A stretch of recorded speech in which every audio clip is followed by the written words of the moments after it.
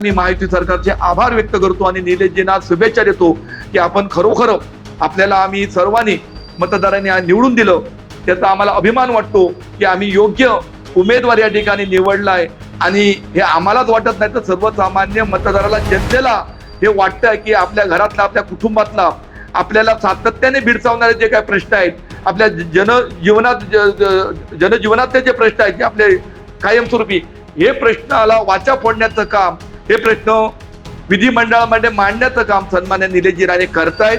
पुन्हा एकदा मी निलेशजींना शुभेच्छा देतो आणि सर्वच ह्या ज्यांचे प्रश्न मांडले त्यांच्या वतीने मी त्यांना शुभेच्छा देत असताना दीर्घायुष्य, उत्तम आरोग्य त्यांना लाभो आणि अशीच सेवा उत्तरोत्तर आपल्या सिंधुदुर्गाची त्यांच्या हातून घडो. सध्या महाराष्ट्र राज्यामध्ये पावसाळी अधिवेशन चालू आहे आणि या अधिवेशनामध्ये कुडाळ मालवणचे लोकप्रिय आमदार सन्माननीय निलेशजी राणे यांनी या जिल्ह्यातील सर्वसामान्य कष्टकऱ्यांचे, मच्छीमारांचे, कलाकारांचे असे प्रश्न त्या ठिकाणी उपस्थित केल्याने अभ्यासपूर्वक हाऊसमध्ये ते लावून पण धरले. पहिला प्रामुख्याने तिने जो प्रश्न घेतला तो कृषीवरती. आंबा, काजूचं मोठ्या प्रमाणात या ठिकाणी सिंधुदुर्गामध्ये नुकसान झालेलं होतं आणि या नुकसानी संदर्भात त्यांनी अभ्यासपूर्वक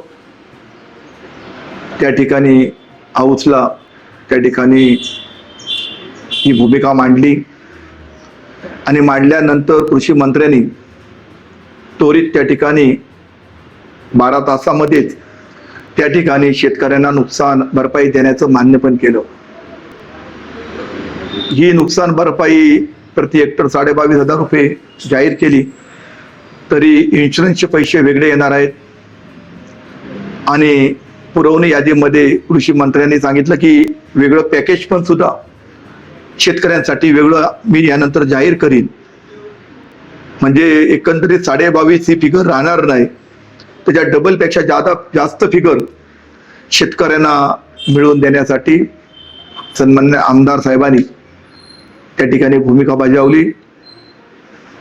त्याबद्दल आम्हाला सुद्धा, सर्वसामान्य जनतेला, शेतकऱ्याला ते भावना, सर्वांची भावना सन्मान्य आमदार साहेबांबद्दल ज्या पद्धतीत पोटतिडकीचे प्रश्न मांडतायत त्याच्याबद्दल त्यांनी सुद्धा आभार सर्वांनी व्यक्त आमच्याजवळ येऊन केलेले आहेत. दुसरा प्रश्न त्यांनी मच्छीमारांचा डिझेल घेतला की पारंपरिक मच्छीमार असतील की नौका, यांना जो मच्छीमारांना जो वार्षिक कोटा ठरवून दिलेला होता तो कोटा अन्य राज्यामध्ये तो किती संख्येने मोठा आहे आणि महाराष्ट्रामध्ये तो किती कमी आहे, आणि महाराष्ट्राचा डिझेलचा रेट आणि परताव्याचा रेट याच्यातला फरक त्यांनी त्या ठिकाणी अधिवेशनामध्ये मच्छीदारांच्या माध्यमातून त्या ठिकाणी उपस्थित केला आणि मांडला.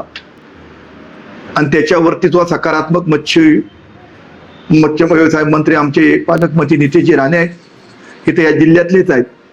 अतिशय चांगलं ते काम करतायत, मच्छीमारांसाठी काम करतायत, जिल्ह्यासाठी करतायत, महाराष्ट्रासाठी करतायत. त्यामुळे हा सुद्धा प्रश्न त्या दोन्ही बंधूंनी मच्छीमारांना न्याय देण्यासाठी हातामध्ये घेतलेला आहे.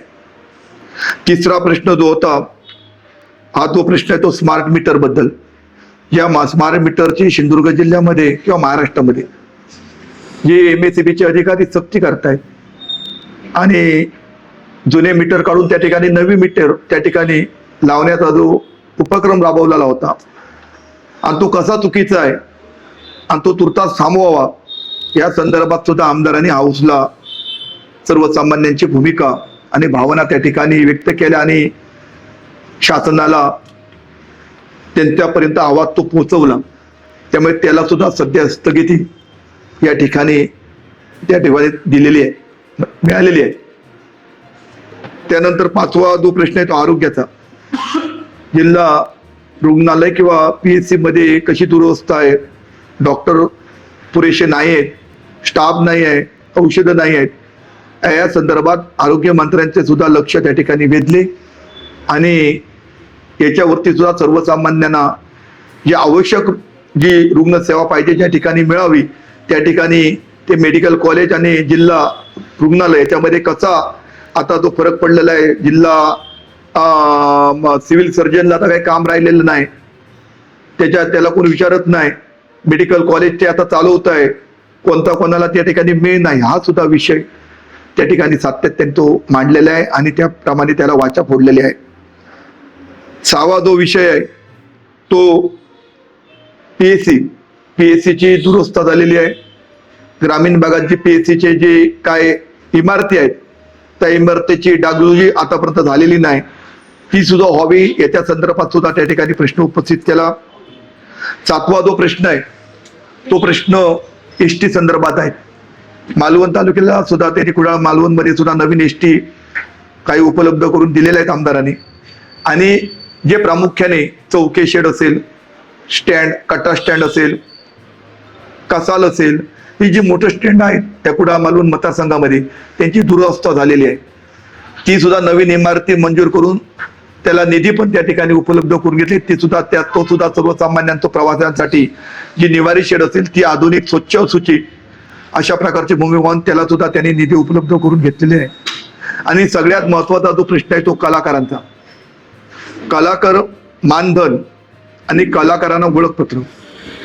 गेली कित्येक वर्ष सिंधुदुर्ग जिल्ह्यामध्ये पारंपरिक दशावतार कला आहे, भजन कला आहे, कीर्तन कला आहे, अनेक कला आहे. जवळजवळ 14 ते 16 कला या ठिकाणी आहेत. आणि हे कलाकार असंख्य मोठ्या संख्येने आज दशावतार असतील, भजन क्षेत्रामध्ये असतील, मोठ्या संख्येने कलाकार आज काम करतायत, आपली सेवा बजावतायत. असं असताना आज कलाकारांना त्यांना साधं ओळखपत्र पण शासनाचं त्यांना अध्यापक मिळालेलं नव्हतं. गेली 1.25 वर्ष सातत्याने आमचे सांस्कृतिक मंत्री आशिष शेलार यांच्या माध्यमातून सन्माननीय आमदार प्रयत्न करत होते. आणि हे प्रयत्न करत असताना काल त्यांनी हाऊसला हा विषय उचलून धरला आणि ही भूमिका राज्याच्या विधिमंडळामध्ये हाऊसमध्ये हा दशावतारांचा सिंधुदुर्गातला जो विषय आहे किंवा रत्नागिरीमध्ये नमनचा विषय असेल, हा विषयाला त्यांनी वाचा फोडली. आणि ही फोडत असताना सन्माननीय सांस्कृतिक मंत्री यांचं पण मी आभार व्यक्त करतो. ते या जिल्ह्याचेच आहेत. त्यांनी सन्माननीय आमदार साहेबांनी या गोष्टीला वाचा फोडल्यानंतर त्यांनी जवळजवळ 4.5 कोटी रुपये वर्षाला हे या सर्व कलांसाठी पॅकेज देण्याचं त्यांनी मान्य केलं. त्यांनी आपल्या ह्याच्या मनोगतामध्ये त्यांनी तसं जाहीर केलं. ओळखपत्र पण दशावतारांना देण्यासाठी जी काय पूर्तता केली पाहिजे, जी काय त्यांच्या ऑफिस डिपार्टमेंट म्हणून जे काय जाचकटी ठेवलेले होते ते शिथिल करून जिल्हास्तरीय कलेक्टरच्या अंडर आणि ते त्यांची मंडळी राज्यस्तरीय येऊन संबंधित दशावताराची जी कमिटी असेल कलाकारांची यांना एकत्रित घेऊन सोप्या पद्धतीत कसं त्यांची नोंदणी होईल याच्या संदर्भात सुद्धा त्यांनी काल आपली भूमिका सन्माननीय शेलार साहेबांनी मांडली. मला या ठिकाणी सांगावं असं वाटतं की दशावतार कला असेल की 16 कला आहेत, परंतु या 16 कलेंसाठी आज दशावतार जर म्हणत असाल तर 2,500 ते 3,000 या जिल्ह्यात दशावतार कलाकार आहेत. भजन क्षेत्रामध्ये धरलात तर ते कित्येक हजाराच्या संख्येने म्हणजे हजारात जातील माझ्या हिशोबात. ते 15-20 हजाराच्या बाहेर जातील, 25 हजाराच्या बाहेर जातील. ते कलाकार आहेत, भज्जी कलाकार, बाकीचे कला आहेत. मला वाटतं की शासनाने जो प्रतिवर्षी मानधनाचा जो 100 लोकांचा जो कोटा ठेवलेला आहे या 14 कलांसाठी, तो पुरेसा हा कोटा मला वाटतं हा पुरेसा कोटा नाही. हा कोटा किमान माझ्या माहितीप्रमाणे वर्षाला 3 पटीने तरी हा वाढला पाहिजे असं माझं स्वतःचं म्हणणं आहे. आणि आमदार साहेब किंवा आमचे पालकमंत्री असतील सन्माननीय नितेशजी यांना भेटून मी हा कोटा सुद्धा सन्माननीय सांस्कृतिक मंत्री यांच्याकडून हा वाढवून घेण्यासाठी आम्ही प्रयत्न करणार आहोत. कारण कलाकार जर प्रत्येक 8 तालुके आहेत, जर हा कोटा जर बघितला तर 14 कला आहेत, तर प्रत्येक तालुक्याला किमान 10-12च कोटा या ठिकाणी वाटण्याला येतात. आणि 10-12 येत असल्यामुळे दशावतार कलाकार जे आहेत, भजनी कलाकार आहेत, काही कलाकार 70, 75, 80ला पोचले आहेत, परंतु त्या लिस्टमध्ये नाव येत असताना कारण ते जी ठराविकच त्या लिस्टमध्ये 100चीच कोटा असल्यामुळे काही कलाकार पेन्शन वाचून वंचित राहून ते स्वर्गवासी पण झालेले आहेत. त्यामुळे असे कलाकार वंचित राहून पारंपरिक दशावतारामध्ये काम करणारे कलाकार किंवा कुठल्या भजन क्षेत्रामध्ये यांना त्याचा शासनाने दिलेले जी पेन्शन आहे, सुविधा आहे, मानधन आहे, ती त्यांना मिळाली पाहिजे. आणि याच्यासाठी कोटा वाढवण्यासाठी आपण सन्माननीय पालकमंत्री नितेशजी राणे असतील, आमचे खासदार सन्मान राणे साहेब असतील, आमचे आमदार निलेशजी राणे असतील, यांच्याकडे आम्ही कलाकारांच्या माध्यमातून पाठपुरावा करून हा कोटा सुद्धा वाढवून घेण्यासाठी आपण प्रयत्न करणार आहोत.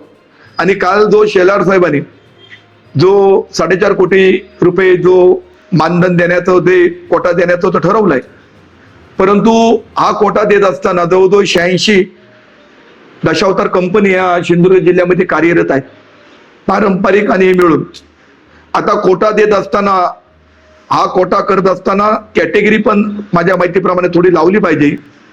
कारण दशावतारात पारंपरिक बघितले तर कंपनी वाढतायत, कलाकार वाढतायत, परंतु वर्षाला 50 जो नाटकं करतो, 50 नाटकं जो कलाकार 50 नाटकामध्ये भाग घेतो वेगवेगळ्या ठिकाणी जाऊन 50, त्याला एक कॅटेगरी घेऊन त्याचा ए मध्ये त्याला मानधनाच्या यादीमध्ये त्याला घेतलं पाहिजे. 25 ते 50 मध्ये जो असेल त्याला सेकंड मध्ये घेतलं पाहिजे. आणि 25च्या जो खाली असेल त्याला सी मध्ये घेतलं पाहिजे. कारण 5-10 नाटकं, 3-4-5 नाटकं करणाऱ्या कलाकारालाही जर आपण पुढे घेतलं आणि वर्षाला 50 पेक्षा 100-150 नाटकं जो कलाकार करतोय, म्हणजे किमान 3-4 महिने सतत तो कलेसाठी देतोय, तो वंचित राहतो. त्यामुळे याची सुद्धा जेव्हा कमिटी बसेल तेव्हा आणि जी ओळखपत्र ज्यावेळी देण्यात येतील तेव्हा त्याचे बायोगोटा पण त्या ठिकाणी माझ्याकडे फॉर्म भरून घेतला पाहिजे. आणि तो वर्षाला साधारण तो किती नाटकातून काम करतो त्याच्यावरती त्याचं मेरिट ठरवलं पाहिजे असं मला स्वतःला वाटतं. त्याच्यासाठी सुद्धा आम्ही सन्माननीय पालकमंत्री आमदार साहेबांना बोलून, सांस्कृतिक मंत्र्यांना सांगून याच्यात सुद्धा दुरुस्ती करून घेतली पाहिजे असं मला वाटतं. परंतु हे सगळे जे प्रश्न जे सन्माननीय आमदार साहेबांनी या ठिकाणी घेतलेले आहेत आणि हेच प्रश्न मांडत असताना या महाराष्ट्राचे मुख्यमंत्री देवेंद्रजी फडणवीस असतील, आमचे उपमुख्यमंत्री एकनाथजी शिंदे साहेब असतील, उपमुख्यमंत्री सुमित्राताई पवार असतील आणि त्या खात्याचे मंत्रिमंडळ या सर्वांनी सहकार्य केलं. आमदार साहेबांनी ज्या हे विषय मांडले आणि हे विषय रास्त असल्यामुळे या सर्वच मंत्रिमंडळाने सन्मान्य देवेंद्रजींच्या नेतृत्वाखाली यांनी हे सहकार्य या सिंधुदुर्गासाठी प्रत्येक गोष्टीला दिलं. त्याबद्दल मी देवेंद्रजींच्या सर्वच मंत्रिमंडळ त्यांच्या सहित मी आभार व्यक्त करतो. विशेष करून आशिष शेलारांचे पण मी आभार व्यक्त करतो की त्यांनी हे ज्या जिल्ह्याचे ते सुपुत्र आहेत आणि त्यांनी या कलाकारांना चांगल्या प्रकारे निधी या ठिकाणी जाहीर करून एक दिलासा दिलेला आहे. परंतु शेलार साहेबांना मी विनंती पण करेन, आपण जिल्ह्यातले आहात, कारण दशावतार जी कला जी आहे ही कला म्हणजे आपली पारंपरिक जी परंपरा आहे आपली, ही परंपरा म्हणजे काय, आपल्या प्रत्येक गावामध्ये आपले देवालय आहेत, आपली ग्रामदैवत आहेत आणि पूर्वंपास आपल्या पूर्वजांनी म्हणजे किती 400-500 वर्ष झाली असतील, ह्या पूर्वजांनी त्या मंदिरामध्ये म्हणजे या दशावतार जे कंपनी होतात, ह्या कंपनी प्रामुख्याने सांगायचं म्हणजे हे कंपनी जी वार्षिक म्हणतात, प्रत्येक देवालयामध्ये जी वार्षिक असतात आणि असे प्रत्येक कंपनीचे वार्षिक 150, 200, 100च्या पुढे असतात. आणि ह्या वार्षिकाला कुठलीही कंपनी आपलं मानधन सांगत नाही. म्हणजे पूर्वंपार जे काय चाललेलं आहे, नारळ देऊन जी काय बिदागी देतील 5,000, 7,000, 8,000, 9,000, 10,000, त्या बिदागीमध्ये ही वार्षिक एक पारंपरिक हिंदुत्वाचं एक आपला धर्म आणि आपली दैवता याचा एक वारसा घेऊन ही सगळी मंडळी त्या ठिकाणी आपल्या कला सादर करतात. आणि त्यामुळे त्याच्यातून यांना कुठल्याही प्रकारचा मोबदला मोठ्या प्रमाणात मिळत नाही. परंतु आपली परंपरा टिकवण्यासाठी इथले हे कलाकार आपला वेळ खर्च करून, आपलं आयुष्य खर्च करून कलेला न्याय देण्यासाठी आणि पारंपरिक जे चालीरुटी जे आपले प्रत्येक गावात जे आहेत ग्रामदैवत देवालयामध्ये ते पुरं करण्यासाठी योगदान देत आहेत. त्यामुळे विशेष करून सन्मान्य शेलार साहेबांनी या सिंधुदुर्गातल्या सर्व दशावतार कलाकारांना एक वेगळा न्याय देऊन त्यांचे प्रत्येक विषय जाणून घेऊन जे सांस्कृतिक मंत्री म्हणून त्या ठिकाणी ते बसले आहेत त्यांच्या कालखंडामध्ये योग्य तो या कलाकारांना त्यांनी न्याय द्यावा अशी मी त्यांना विनंती करतो आणि सन्माननीय आमदार साहेबांचं मी अभिनंदन करतो की आम्हाला अभिमान आहे.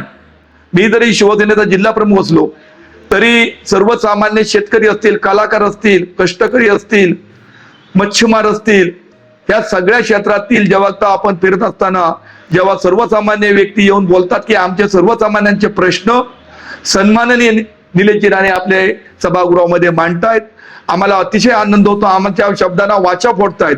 आता काही घरकुल योजना होत्या पुळद सारख्या गावामध्ये, मानगाव खोऱ्यामध्ये फॉरेस्टचे काही गाव आहेत, काही जमिनी आहेत, त्या ठिकाणी लाभार्थ्यांना लाभ घेता येत नाही. तो सुद्धा विषय सन्माननीय हाऊसमध्ये त्यांना त्या ठिकाणी घरकुलची योजनेचा लाभ मिळावा याच्यासाठी सुद्धा सन्माननीय आमदार साहेबांनी त्या ठिकाणी विषय घेतला.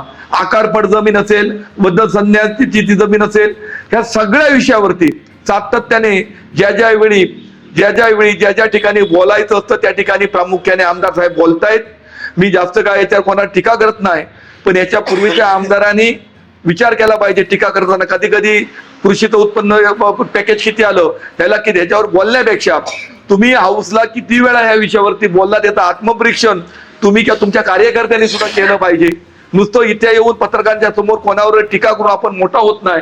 ज्या ठिकाणी बोललं पाहिजे त्या ठिकाणीच ते बोललं पाहिजे. त्या बोलण्यासाठीच आपण सगळ्यातून एक आमदार किंवा एक खासदार आपण पाठवत असतो. तो इथे गावामध्ये किंवा कुठल्या तरी 4 ठिकाणी जाऊन बोलण्यासाठी नाही, ज्या ठिकाणी जी जागा बोलण्यासाठी असते, वाचा फोडण्याची असते, तिथे न्याय मिळेल अशा ठिकाणीच प्रश्न सर्वसामान्यांचे मांडायचे असतात. आणि हे सन्माननीय निलेशजी राणे, हे सन्माननीय राणे साहेबांच्या पावलावर पाऊल ठेवून दोन्ही मुलं म्हणजे नितेशजी असतील, निलेशजी काम करतायत.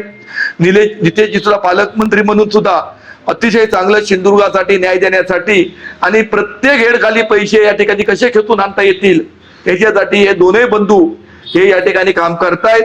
मी दोघांचंही अभिनंदन करतो. आणि बऱ्याचशा प्रश्नाला आज ते कित्येक वर्ष ज्याला न्याय मिळत नव्हता अशा प्रश्नाला वाचा त्या ठिकाणी फोडली आणि न्याय मिळवून देण्याचं काम सन्माननीय आमदार निलेशजींनी केलं. त्यांना सन्माननीय नितेशजींची साथ त्या ठिकाणी लाभली.